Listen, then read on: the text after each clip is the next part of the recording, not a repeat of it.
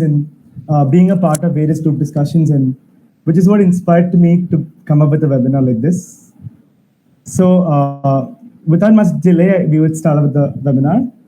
So this is one of the questions that I actually Googled a few days back. I really wanted to know what are some of the top soft skills required to survive a corporate life post 2020. So I saw a few articles which are the top SCRP results. I request everyone to switch off the mic and video. Thank you. So I recently Google searched this thing, and I actually found out that some of them are actually creativity, innovation, persuasion, adaptability, emotional intelligence, all of those. And I was wondering where I've actually utilized all these abilities, or where I've actually showcased all of these when it comes to real life scenario. And the answer was basically group discussions. So whenever we are part of group discussions, we get to showcase all these abilities, and we get judged upon our soft skills, most of these soft skills. So to give a heads up, this discussion is not going to be about rocket science. It's about basic things about how a GD is being conducted, or how what are the basic practices and all of those. And it's not going to give any technical aspects. It's going to be very basic and for people's understanding. And what is a group discussion?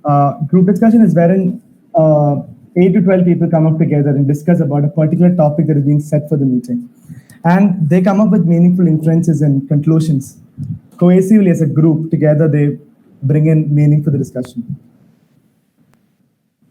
So this is one of the questions that most people have in mind. What are various formats or categories of topics that generally come up for group discussions?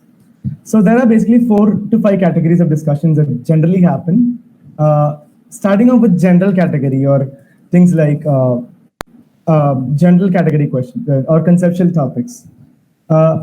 2 years back, when I was a part of a few discussions in group discussions, I always had topics like GST or demonetization coming up for most of the GD rounds.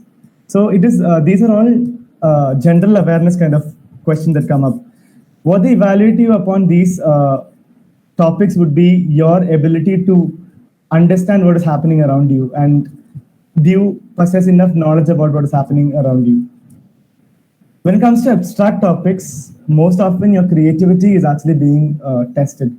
Just like what we already talked about, your creativity, your intelligence, and all of these aspects would be tested when it comes to an abstract topic. Sometimes controversial topics are given to candidates. Controversial topics, as in a simple example, are men better managers than women? It's one simple topic that comes up. It's a very cliche topic. But people generally take it too personal and try to argue and be aggressive rather than being assertive when such topics come on to discussion.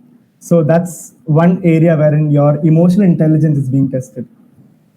Each discussion tests various parameters, and that's how it goes. When it comes to case studies, it is a simulation of reality wherein a situation is given and you are asked to assume that you're in a particular situation, and how would you be performing, or how would you respond to that situation. So that's what happens in a case study. Discussions can either be moderated or unmoderated. So moderated discussions is wherein the examiner himself participates as similar to other participants, and he questions, he gives opportunities to other people. He's the one who controls the entire discussion. Wherein most often we do not see people doing that. We always see the team themselves directing the entire discussion, and it's the ball is in the team's hand wherein they guide the discussion, and that's how it goes. Okay, starting off with the basic process about how a group discussion is set up. There is always a starting point for it, wherein people actually want to talk about, introduce a topic, or people actually want to initiate the conversation and discussion. So many people have a confusion and an idea wherein should we be the first person to start off any discussion? So in my understanding, you don't have to be a person who is always a starter. But if you have a topic which is very much known to you, you are very comfortable with a particular topic, it's always good to start with the discussion. Rather, if you're not really comfortable, if you don't know much about the topic, it's always advised not to start with the discussion, because the first impression really matters when it comes to discussions. How do you start off discussions? You can either use one of the following strategies. Maybe you can go ask a question. For example, in a discussion that I was a part of, there was the topic was about digital currency. So a candidate started asking a question and initiated the discussion. So she was like, "Is India ready for a digital currency, considering the rural population of the country?" So that's how you actually start off with a question. You can either define the context of the discussion. For example, if you're talking about GST or demonetization or anything technical or conceptual, you can always start off by giving a meaning to it, about it, and defining it, so that the main reason why it is useful is that the entire team is pulled together on a particular idea, so that nobody gets mistakes the idea to be something else, and it really helps the other participants. Storytelling is a wonderful method to use, because I have seen a candidate, when the topic was morality of euthanasia. She started talking about her personal experience of being together with her grandmother, so who was bedridden. She wanted to talk about her experience with her grandmother, and that's how she started. And she was questioning about the morality of euthanasia, so which is really emotional, and everyone in the discussion gave her a lot of attention. And about quotes, you can always start off with a particular quote, a famous quote, or you can also cite data to start off discussions. But when you say cite data, it is always advised to give proper sources and all of that. When it comes to the second, how do you start up discussions, and what phrases do you generally use? So you can either use, in my opinion, according to me, in my perspective, and all of this, to when you want to initiate or when you want to give out your first statement. Most often in the body of the discussion is agreements, disagreements, partial agreements, and all of that, and even adding on points. So you can give agreements to people by saying, "I agree to you on a particular point that he said. I do feel the same about it. And also, I endorse your idea, and I completely agree to you." So all these phrases can be used when you actually want to show agreement to people. Why is agreement important? Because when it comes to group discussions, it is not about you, it's about the team. So entire team coming together and discussing is DD is all about. So it also shows how much you're ready to adapt to other people, how much you're able to accept other people's opinion, and all of those soft skills. Disagreement, if you're a person with a strong perception about something, you can always disagree when another candidate gives you a wrong idea or talks about something that you do not agree with. But doing it in a very polite and formal, professional way is advised. So you could always say, "I would appreciate your perspective, but I cannot support the idea of whatever." Or, "It is nice perspective, but I think differently about it. I have a slightly different opinion about it." So that's a way that you could always follow when it comes to disagreements. Some of the key phases when it comes to adding points, you can always say, so for example, you've been talking for around half a minute and you want to rejoin the discussion, you would always say adding on to the point which I earlier said, or you could say adding on to the point of the other candidate, or all of that. Or additionally, all of these phrases you could always use when it comes to adding. When it comes to the summarizing part, it is as important as beginning a group discussion. So some people generally have an idea that people who begin the discussion go away winning the prize or winning the title, whatever they're looking for. But that's not the idea. If you really missed your opportunity to begin the discussion, you always have a chance to summarize the discussions. So while summarizing, it's important to understand that you do not add any new points to discussion. Rather, you would always try to bring in the perspective of all the people put together into a comprehensive manner. Also, time management becomes a very important aspect, especially at the time when you conclude or when you give a summary, because you can always see if a group discussion is scheduled for 15 minutes, you can always say that you can go at the 13th minute and say that the discussion is about to end or the discussion is about to close. So let me start off by summarizing it. So it's your opportunity and you need to grab it.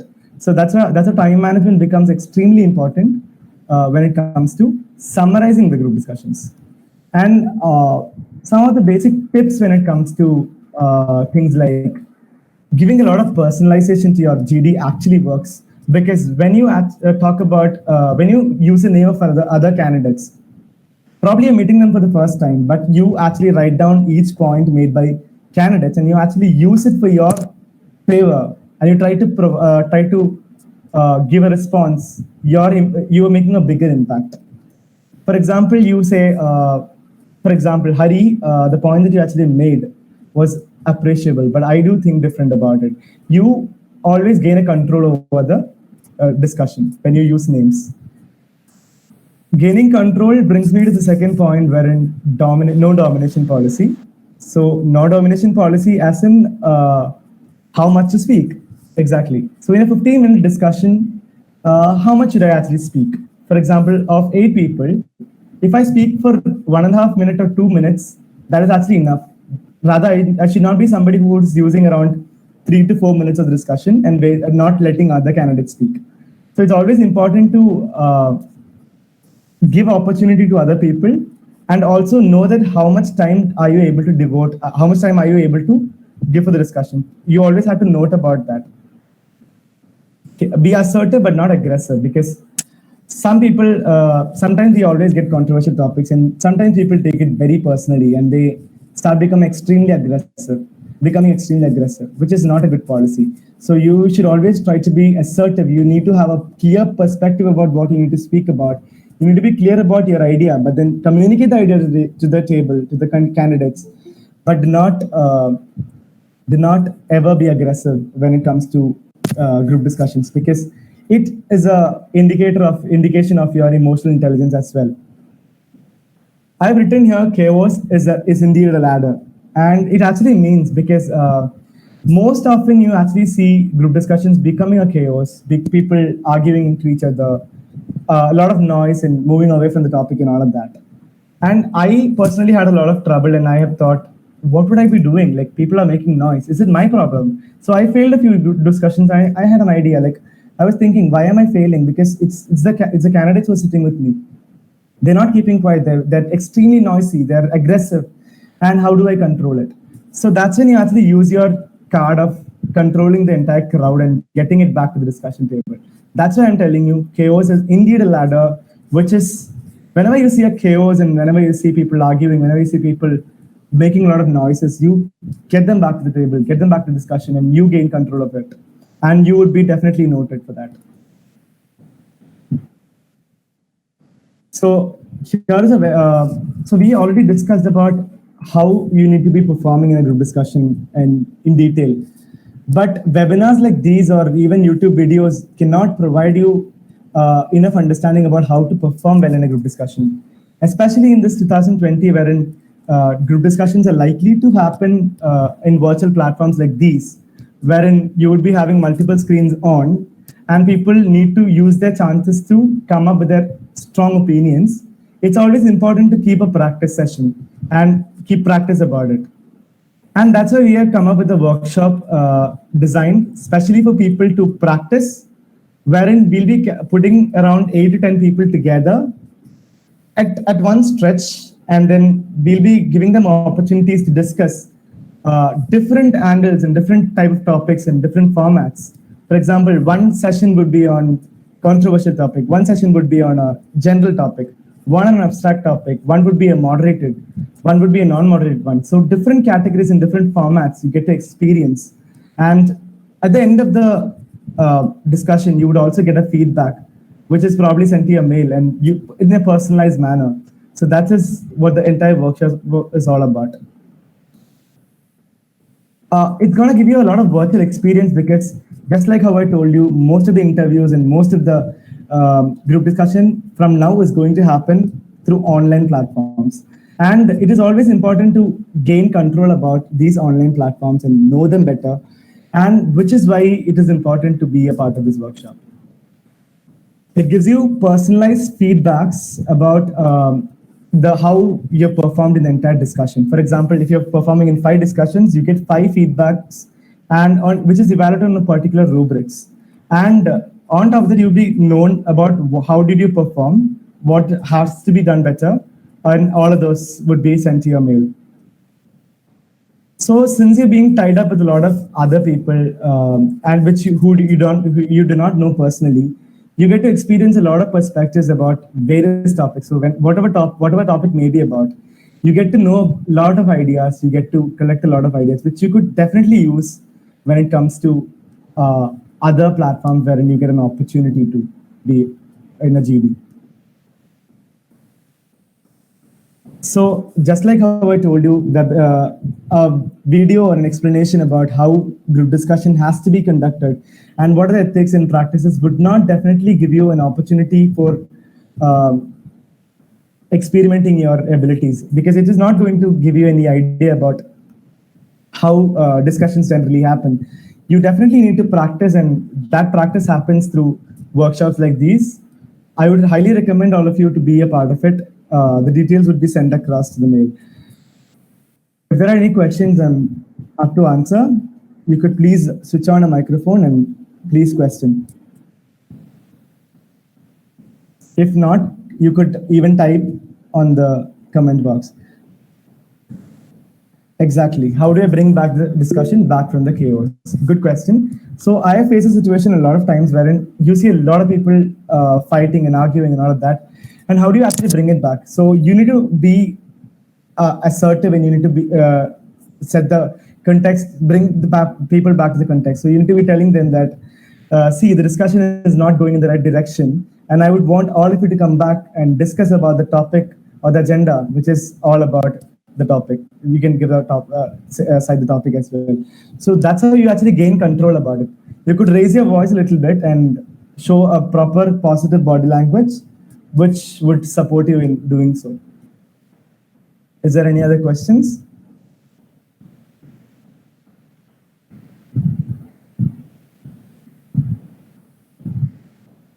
If there are any more questions, you could please type out.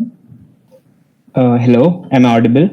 You're audible, please. Yeah, good evening, Hari. Yeah, this is Lakshman this side. I wanted to know, in the group discussion, if someone is speaking and is about to end, or maybe if you are trying to cut and get in between the group discussion, so the way you get in the discussion, would that add to your point, or would that create a negative impact on the main person who is judging? Like he's getting in between, not in a good way or something like this. So would it be a positive or a negative impact? Good question, Lakshman. So basically what you need to do is, you cannot let a discussion go on and you cannot wait for your chance to come up. You always need to grab your chance, because some people are very calm and they wait for their opportunity to come up. But such instances do not happen all the time. You always need to take control. You need to ask people for example, you could either show body language. You could raise your hand to make the next point. Sometimes you can actually say, you could interrupt the person. Hello? Okay, you could interrupt the person by saying, like maybe the person is about to end, and you can say, adding on to the same point, which my opponent, the candidate, you could mention his name, was saying, I would like to make another point. You could say something like that, but make sure that your point is similar, because at some time people say, I'm adding on to the point made by Prajwal, for example, and I say something extremely irrelevant. I make a fool out of myself. So try to make a good point by interfering in such a way. So show a good body language, like you could raise your hand, or you could actually use phrases like adding on to the point made by the candidate, all of that, to interfere in the discussion. The next question is it okay to take a side in a group discussion, or should I be neutral? Which one is better? So you should always have a strong opinion about, how you should be performing. You should always have a strong idea about the topic, and you should have a opinion about the topic. But doesn't mean that you cannot support other people's ideas as well. Your opinions can definitely change, because when you actually get new experiences and new ideas from other candidates, you can always go for supporting their arguments. You can always change your opinion, but try to stay in a very neutral manner throughout the discussion. If possible, do not take either sides. Try to stay neutral. Discuss both the points, either for and against both of those, and finally come up with a meaningful inference and meaningful conclusion. By Nikhil, could you please switch off the mic? So after the entire discussion, you will definitely come up with a conclusion. Meanwhile, you can always go for, you can always have your opinion, but try to discuss and finally come up with a conclusion. You can stay neutral throughout the discussion. How can I make sure my points put across make me feeling embarrassed? So, if you're an being an introvert and extrovert doesn't matter when it comes to group discussions, because most of the times, it's not your communication skill that is being tested. It's your personality, it's your emotional intelligence, it's your intelligence, it's your subject knowledge. All of these other parameters are being judged when it comes to group discussion. It's not your communication skills, but you can always try to use body language. If you cannot make noises, try to use body language and get people get attention to. For example, you could raise your hand, or you can actually say, I have a point to make, or all of these phrases can actually help you be a part of the discussion. So if you're an introvert. Hello. Hello. Hi, Hari, this is Nikhil. Hello. Can you hear me out? Yeah. Okay, so I have a question this side. Sometimes what happen, people introduce themselves in GD, okay, before starting the GD discussion. So is it fine to introduce yourself first, or directly start the topic right away? So I mostly use a strategy of introducing myself.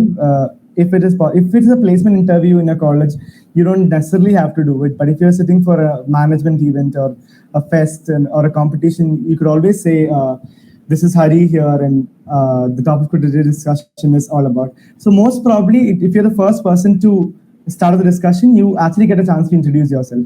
Otherwise, you generally do not introduce yourself with a name. How to take control over your emotions in GD. So generally, if you try to stay calm and composed, do not try to be aggressive.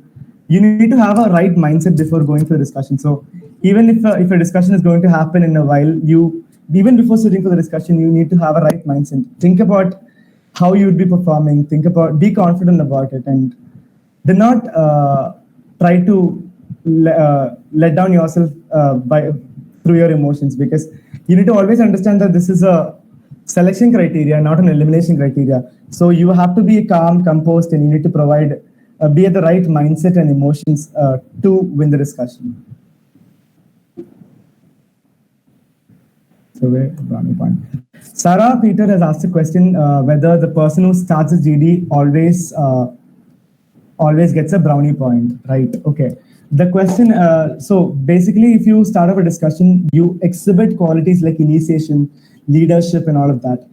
But it is not necessary for us to start off the discussion. You can always be noted at other places as well. For example, you can give wonderful points being a second person or third person by listening to other candidates who started off the discussion. So you don't necessarily have to be the initiator to get brownie points, but this is also one of the methods. You get noted for your leadership abilities, you get noted for your initiation and all of that. But if you're not confident about the topic, it's not advised to start the discussion. Wait for other people to talk and grab points from them so that you can put it on the table. Etsa Maria has a question: how to talk one or two points about a topic that we don't know in a GD. So it's not a word game, so you can't really. I don't really say that GD can be won if you have a very strong language. GD can be a little bit about your personality, a little bit about your communication, and all of that together. So but still you need to have a strong opinion and an idea that you need to communicate. You need to have a strong idea about the topic that you need to communicate. So how does that happen? That happens by if you do not know anything about the discussion, I would probably stay calm and listen to other candidates speaking for like 2 to 3 minutes. I would listen every point what people are saying, and probably I would get an idea about the topic, then I would initiate my conversation. Then I would be a part of the discussion. So waiting and listening to other people gives you a fair idea about what things are like.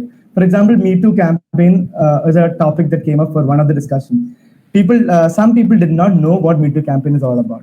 So they actually started hearing other people saying, putting down their points and started jotting it down and finally started being a part of the discussion. So you don't have to necessarily start up if you do not know much about the topic, but listen to others and then be a part of it.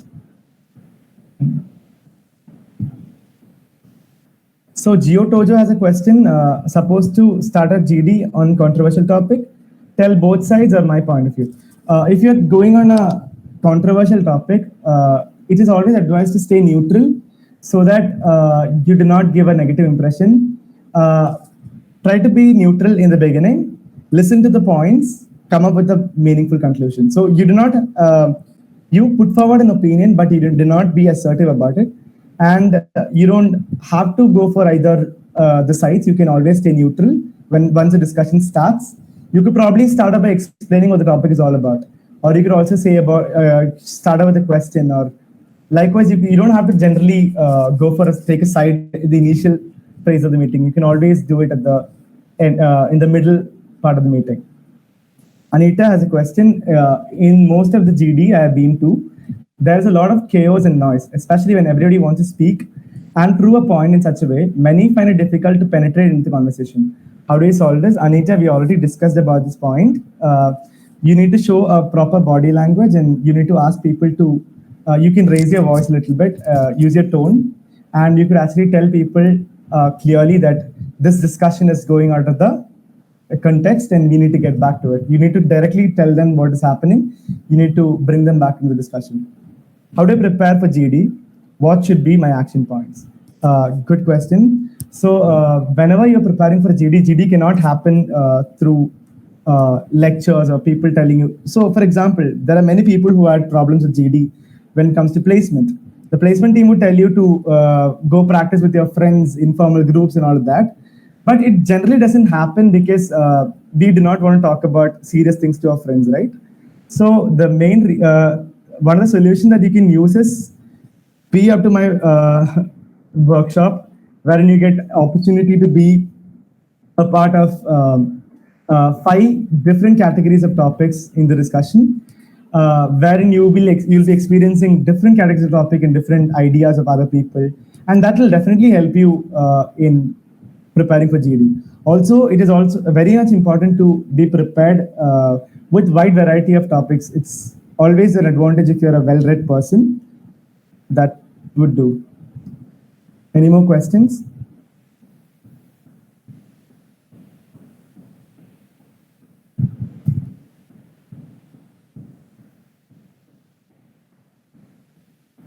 Okay.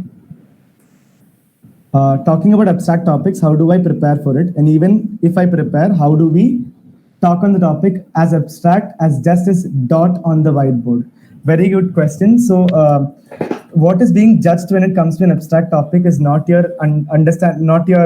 knowledge about the topic, but it's your creativity, it's your imagination, it's your intelligence for sure, because you always need intelligence to connect dots and speak. So these are the parameters that are always evaluated when it comes to an abstract group discussion, abstract topic. So how to prepare for it? You don't have to generally prepare, especially for I don't generally prepare if it comes to an abstract topic. I don't have to be a well-prepared person, but feel free and calm and then try to think about things that you already know and try to connect to it. For example, there was one topic called Island of Religion that came up for one of the group discussions that I was a part of. The topic was Island of Religion. And some people started talking about Baba Ramdev. Some people started talking about religious rebels happening in the country. Some people started talking about the Swamiji buying a piece of island. And the discussion even went up to the level wherein Island of Religion is actually a topic of a Netflix documentary. So this is how the discussion actually goes up. So it's your ideas and your imagination, your creativity to connect to what you already know about and bring it onto the table. So you don't generally have to prepare anything for coming up with if it's an abstract topic, but it's always good to be well read about varied topics, different kind of topics, so that it would really help you. What is more important, manner of presentation or the context? Sarath, both the things are really important when it comes to discussion, because even the phrases that you generally use, some person might have a very strong point to contribute towards the discussion. But what if the person's body language is not communicating in the right manner? Or even the person's phrase that he is actually using might be confusing, or might not be a polite or also.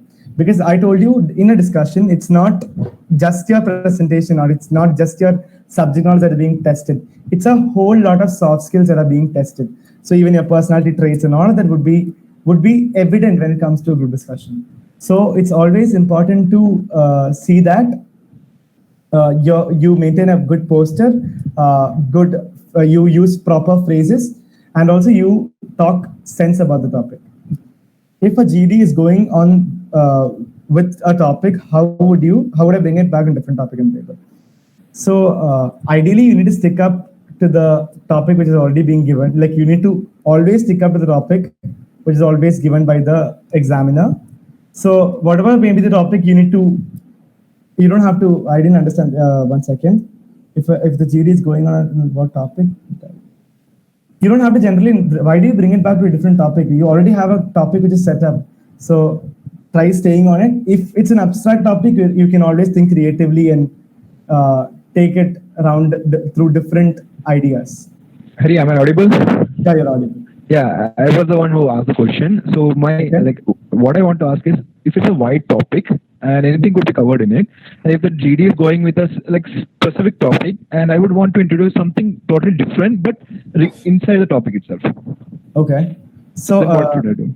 So another example I could give you is once we had a topic for a group discussion, which was men are from Mars and women are from Jupiter, Venus, right? And the topic was actually a name of a book, but I don't know. Not even one person actually spoke about that book. Many people started talking about their differences in the personality of man and a woman and all of that. So you can always go around speaking about different ideas when it comes to an abstract topic. But when you have a particular topic, for example, demonetization, if people are discussing about what is the impact of demonetization, how it happened and all that, you need to talk on the context of the topic. If it's a conceptual or a conceptual topic, you always need to stay on the context of the meeting, of the topic. You can't deviate from the topic.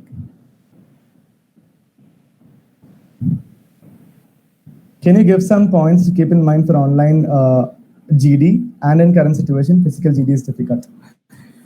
So when it comes to online GD, whatever may be the platform, you should always be prepared with you should always have an idea about how you'll be presenting. You need to have a calm and composed posture. You need to use correct tone. For example, if you're sitting in an offline GD, your body language would be definitely noted. But rather, if you're sitting in an online GD, instead of your body language, your tone of voice really matters. So you need to try practicing to speak in a proper tone and by using proper hand gestures and all of that, if it's possible. That would be one of the preparation that you could actually do when it comes to an online GD. Otherwise, it's most similar to the offline GD, wherein you read about different varieties of topic and you come really prepared for the discussion table.